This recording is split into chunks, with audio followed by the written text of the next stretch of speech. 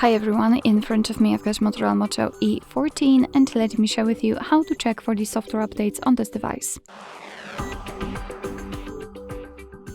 So first of all, make sure that you've got the internet connection. It is required and I highly recommend to use the Wi-Fi instead of mobile data.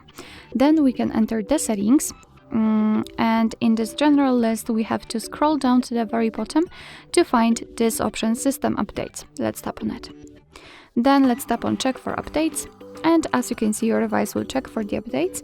And basically you can meet two different scenarios. This is the first one where your software is up to date, there's nothing to download, your device will show you this information.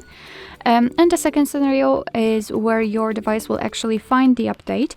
It will of course show you the information about it, so what has been fixed, what has been added, what's new, etc. And then you will be able to tap on download or install, and your device will apply it to the system. Alright, so that will be all. Thank you so much for watching. I hope that this video was helpful, and if it was, please hit the subscribe button and leave the thumbs up.